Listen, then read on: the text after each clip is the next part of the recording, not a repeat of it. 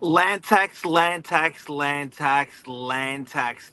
What is it? We're going to talk about this morning and how it is gobbling up investors, and it's a big reason why investors are leaving the market. We're going to talk about land tax. Stay tuned.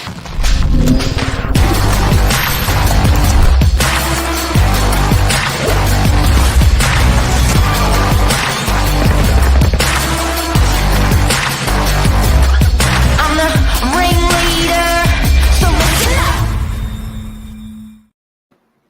Gobble, gobble, gobble, gobble, Gobble, gobble. I'm an investor and I'm just being swallowed by that land tax. Oh my God, it's real. It's real. So, Zanth, you're new to this topic, so you got a couple of questions. You're a virgin to land tax. I am And a you got virgin to land for me. tax. Not a virgin of many things, but land tax is one of them. So fire away. So from conversations we had off the air, land tax is only applicable to investors. So if it's your primary residence, you actually don't need to pay land tax. Ooh. Is that correct? So yep. So a lot of people are just, I guess, a bit au fait with it. They're like, yeah, nah, it doesn't really apply to me, and that's why, because it's owner occupiers aren't exposed to the land tax.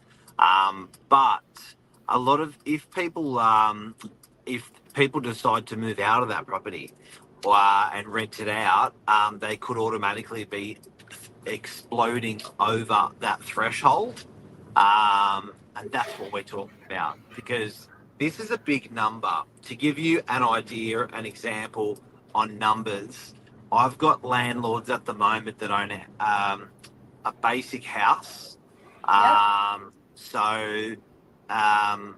What happens is the valuer general has an assessment for the value of your property, which is the value that's used for land tax. So every year, what people don't know, they actually get an assessment from the government saying, we believe your property value to sit here. So on units, it's actually divided up by how many units are on the land.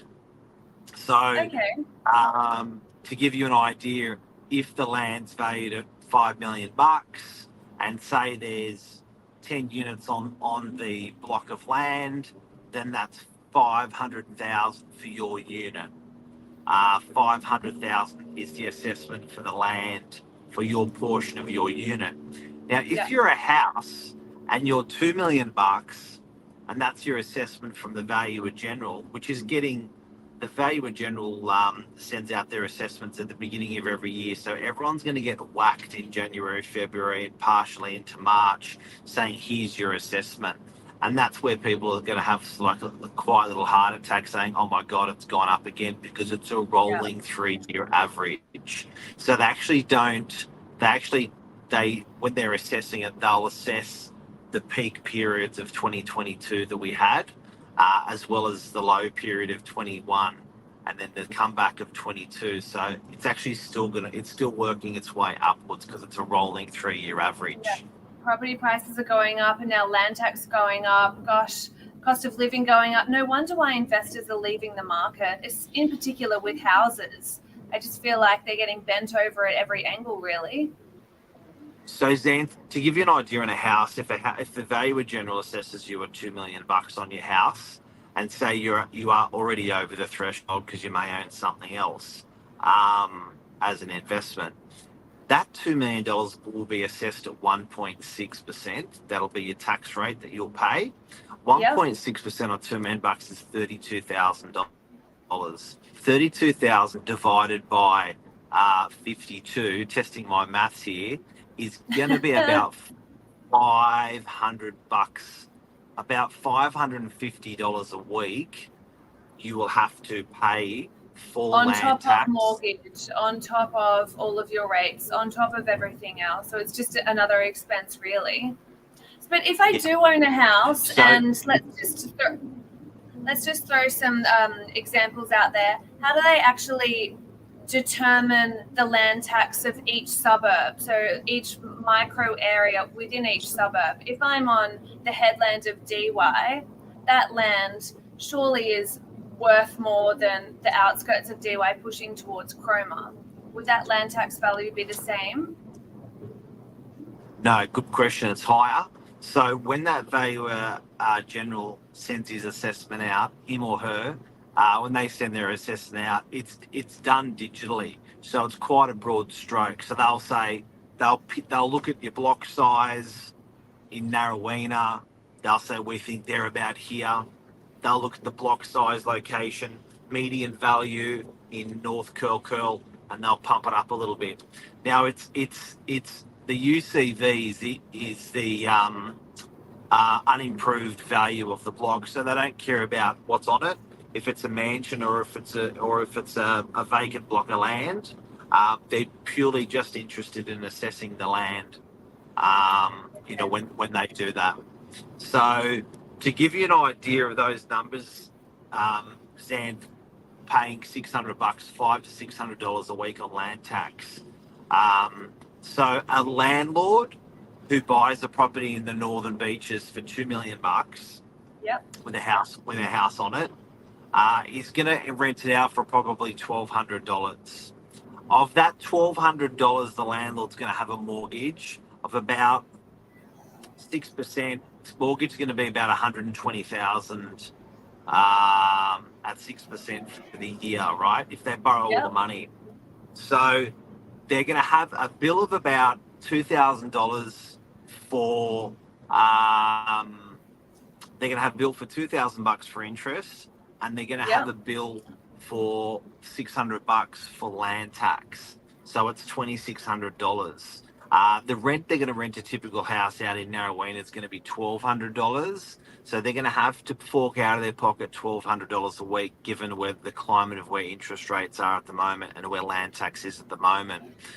Now, the reason where I'm going with this is that I have a phone call every single day, or even sometimes a couple of phone calls every single day, with landlords talking about the crippling effect of land tax.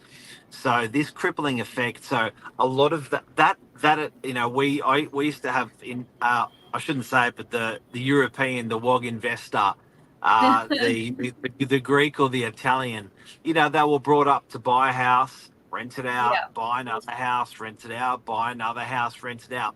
That model, and no one's talking about this, that model has pretty much imploded on the back of land tax.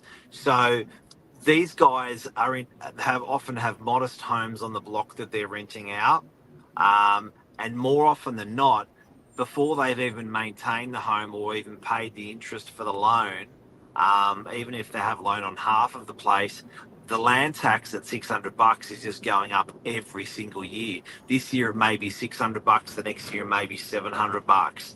So it's changing the profile of the investor of what they're actually looking for. So believe it or not, I'm getting the old European owners that used to only buy houses. I'm getting those guys turning around now saying, sell me a couple of units. I was just about to say that. I suppose the flip side of this is moving away from the investors buying houses, and it's really pushing them towards the apartments. I mean, if you've got that land tax threshold of $969,000 for this year, you can find some lovely 1-2 bedroom apartments throughout the Northern Beaches that don't tip over that threshold. And I think this isn't by default, this is by design from our government.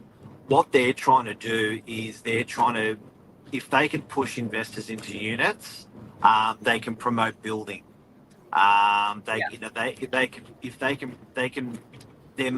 These big empty houses, they love that model of being able to. The government loves that model of getting people into a more efficient living standard. So it's going to be really hard for a young family to rent houses in the future, given the way land tax is modelled.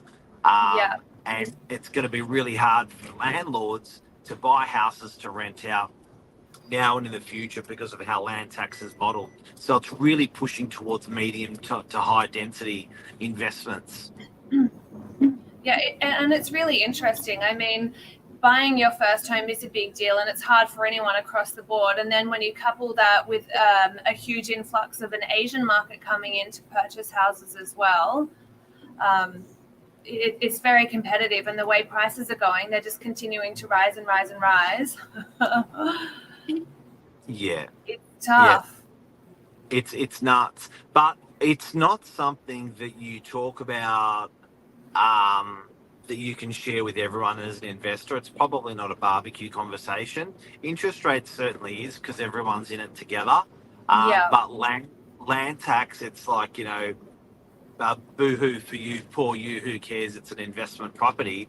But you know what I mean? Like, Still hurts. I feel like and- we need to make it less of a taboo topic and make it spoken about a little bit more often.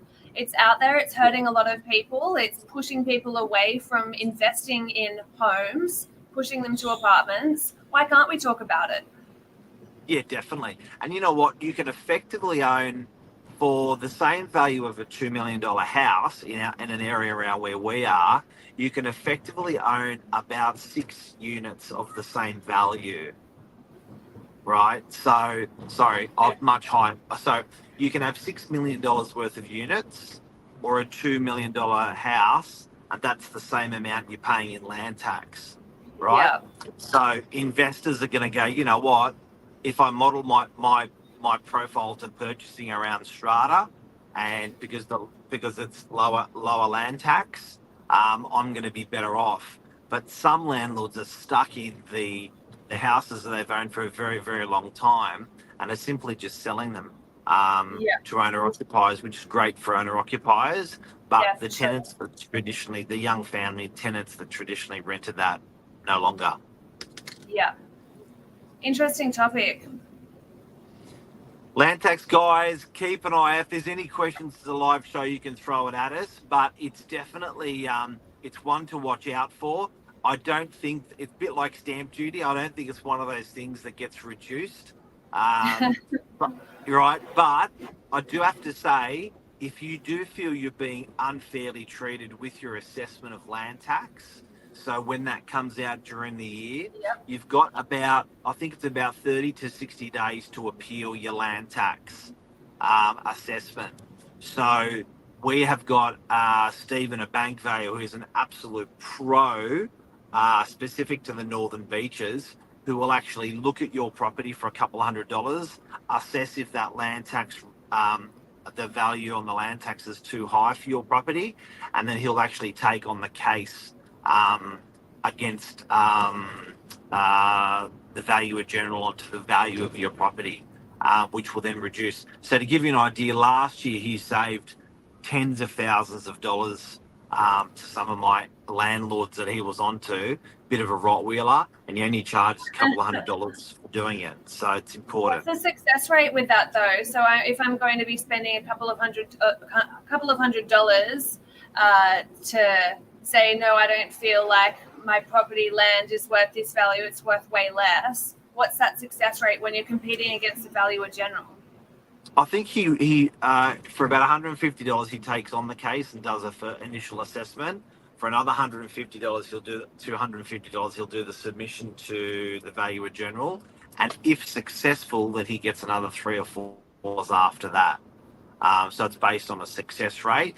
But you know what, Zanth, you know what your house is worth as a landlord, and I think if you can see your land tax assessment and you can see that if you put your house on the market, you know what it's worth, and you're like, that is absolute crap, that's not what my land is worth. If I put my land for sale, I would definitely not get that price. Then you know you're being unfairly treated. So most people know what their land is actually worth from sales in the area, and that's where you feel gypped, and that's where you take on the valuer general.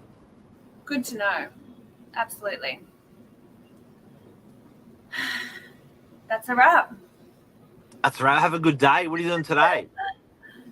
Working. Where else would I rather be? Anything interesting you're doing? Well, we've got caravans first up this morning, so that's always a good time. What's the property market doing in 15 seconds? It'll be on there. Watch out for it. It's coming. And caravans, if you don't know, guys, we're going through all of our new properties. I don't know why we call it caravan. Because we jump in your little mini caravan. Yeah, but the industry's called it caravan for Oh, about is 30, it? 40 Okay. years. Yeah, I didn't know yeah. it was an industry word. I thought it was just some weird phrase that Novak used.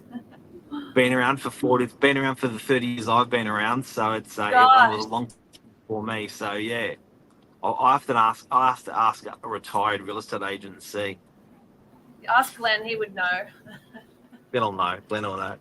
All right, Dan. All Have a good right. day. See Thanks you everyone guys. watching. Have a good week. Cheers. Bye. Bye. Bye.